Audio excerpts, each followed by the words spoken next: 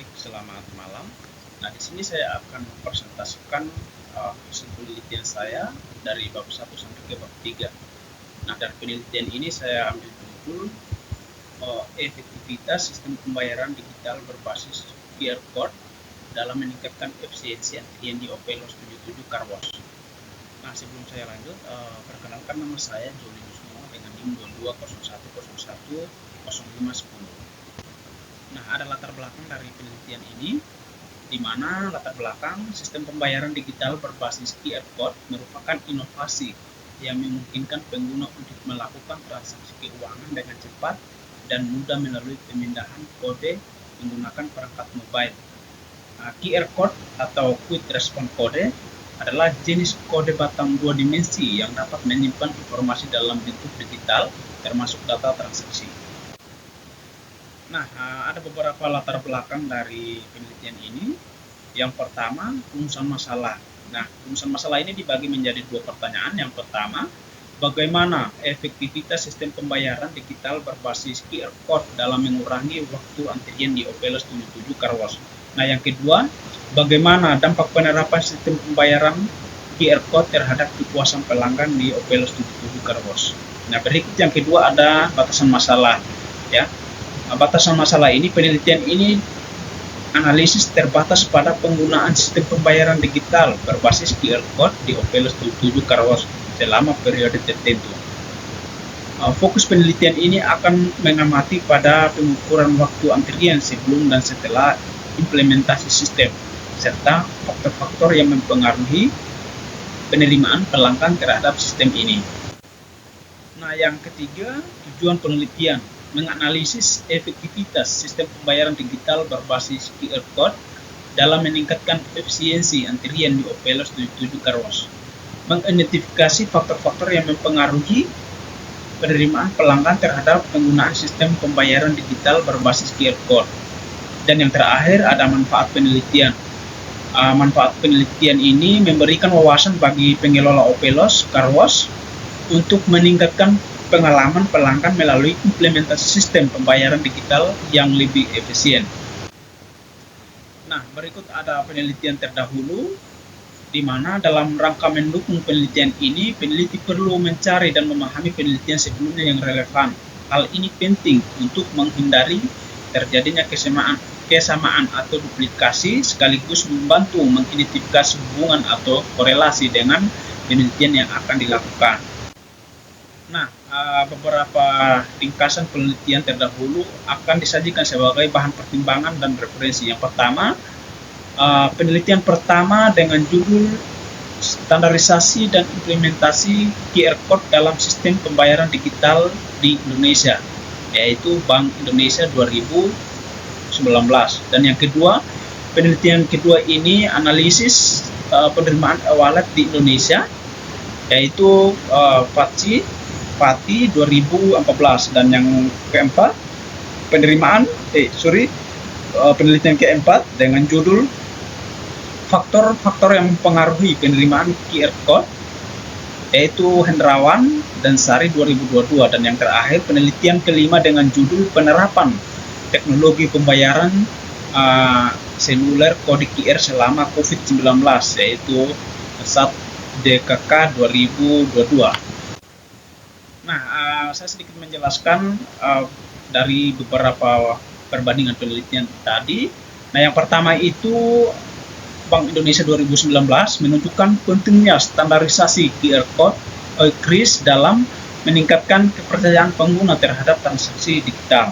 Dan yang kedua, oleh FATI 2014 mengidentifikasi faktor-faktor yang mempengaruhi penerimaan e-wallet di Indonesia dengan fokus pada keamanan dan kemudahan penggunaan.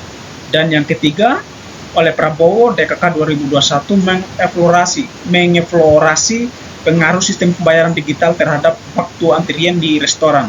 Dan yang keempat, dalam penelitian keempat ini, Hendrawan dan Sari 2022 meneliti faktor-faktor yang mempengaruhi penerimaan QR code oleh pengguna. Dan yang terakhir itu oleh SAT-DKK 2022 mengungkapkan bahwa pandemi COVID-19 telah mempercepat penerapan teknologi pembayaran menggunakan QR Code.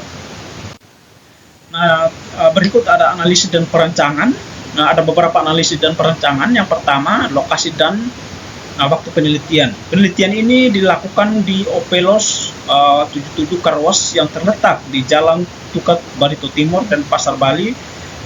Waktu penelitian ini berlangsung dari bulan November hingga Desember 2024. Yang kedua, jenis dan sumber data. Jenis data yang digunakan dalam penelitian ini adalah data kuantitatif yang fokus pada pengukuran waktu antrian sebelum dan setelah penerapan sistem pembayaran digital berbasis QR Code di Opelos 77 Karwas. Nah, data antrian ini diperoleh melalui pengamatan langsung terhadap waktu tunggu pelanggan pada jam-jam sibuk. Nah, berikut ada sumber data. Sumber data dalam penelitian ini terdiri dari data primer dan data sekunder. Data primer diperoleh dari observasi langsung dan kuesioner yang disebarkan kepada pelanggan, sedangkan data sekunder mengacu pada literatur dan studi terdahulu yang relevan mengenai sistem pembayaran digital dan efisiensi antrian, termasuk artikel jurnal dan laporan penelitian.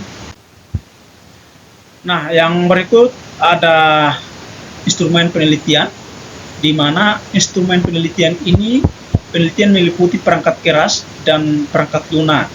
Dalam pembuatan sistem kode QR, adapun spesifikasi dari instrumen penelitian tersebut yaitu perangkat keras dan perangkat lunak.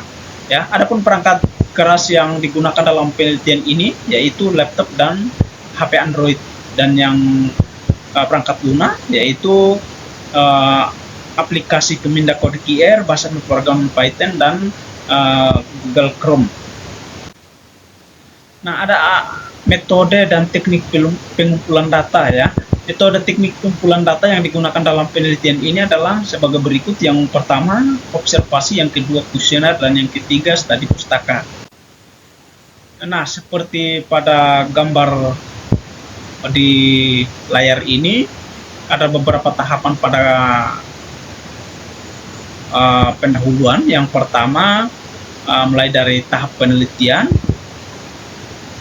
mulai menentukan topik, terus mengidentifikasi dan perumusan masalah, menentukan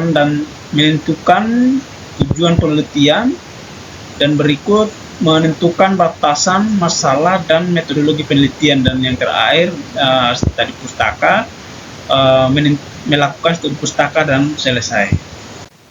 Nah, di sini ada gambaran umum dari sistem yang akan dibuat ya, di mana sedikit saya jelaskan di sini bahwa orang datang mendekati meja kasir dengan ponsel di tangan, terus yang kedua memindahkan kode QR dengan ponsel, terus berikutnya konfirmasi pembayaran berhasil, dan yang keempat bukti pembayaran di layar ponsel ya.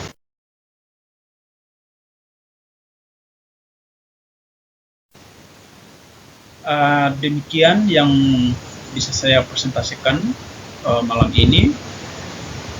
Mohon maaf jika terdapat banyak kesalahan dalam penyampaian video ini. Kiranya apa yang saya sampaikan boleh bermanfaat bagi saya dan juga pada penelitian ini. Untuk itu sekian dan terima kasih.